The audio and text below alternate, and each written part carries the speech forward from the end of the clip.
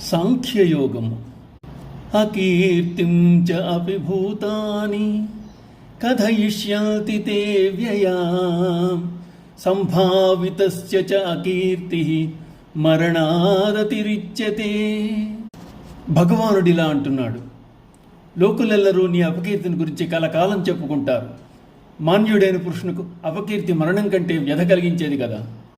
చేయదగని పని చేసినప్పుడు, చేయవలసిన పని చేయనప్పుడు అపకీర్తి సంభవిస్తుంది. అది లోకములెల్లా వ్యాపిస్తుంది. అర్జునుడు ధర్మయుద్ధం నుండి వెనుదిరిగినచో కలుగు అపకీర్తి మరణం కన్నా బాధాకరం. మరణం అర్జునుని శరీరమునే బాధించగలదు, కానీ అపకీర్తి అతడిని, అతడి వంశాన్ని, అతడికి బాసటగా నిలువచ్చిన బంధువర్గాన్ని, తరువాతి తరముల వారిని కూడా బాధిస్తూనే ఉంటుంది. దేవతల చేత, ఋషుల చేత, మనుషుల చేత అర్జునుడు దోషిగా నిందింపబడతాడు. అర్జునుడు సూర్యుడని, వీరుడని, శ్రేష్ఠ పురుషుడని జగత్తంతటా కీర్తింపబడుతున్నాడు. ఇప్పుడు పిరికితనంతో వెన్నుచూపాడని లోకులు పలు విధములు చెప్పి నవ్వుకోరా అని భగవానుడి హితం చెప్తున్నాడు. భయాద్రణాదుపరతం మంస్యంతే త్వాం మహారథః ఏషాం చ త్వం బహుమతో భూత్వా యాస్యసి లాఘవం. ఇక్కడే ఉన్న మహారథుల దృష్టిలో ఇప్పుడు నీవు ఎంతో మాన్యుడవు. యుద్ధం నుండి వెనుదిరిగినతో వీరి దృష్టిలో చులకనవుతావు. నిన్ను యుద్ధం నుండి పారిపోయిన పిరికి వానిగా భావిస్తారు. పరాక్రమవంతుడు, లోకైక వీరుడు అని లోకమంతా పేరుగాంచిన అర్జునుడు యుద్ధరంగమును వెనుదిరిగిన తోటి వీరులు హేళన చేస్తారు. స్వజనం చంపుడు పాపమని అర్జునుడు వెనుదిరుగుతున్నాడని తలపరు.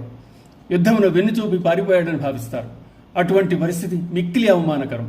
అందువలన వీరులు సూరులు కావాలనే గాని యుద్ధమున మడమ తిప్పరాదు. అవాచ్యవాదాంశ్చ బహూన్ వదిష్యంతి తవ హితాః నిందంతస్తవ సామర్థ్యం తతో దుఃఖతరం ను కిం.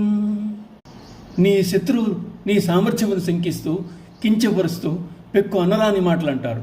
అంతకన్నా విచారకరమైన విషయం ఏముంటుంది? అర్జునుడు యుద్ధమునకు విముఖత చూపిస్తే దుర్యోధనుడు, కర్ణుడు మొదలైన వారు హేళన చేస్తారు, నిందిస్తారు.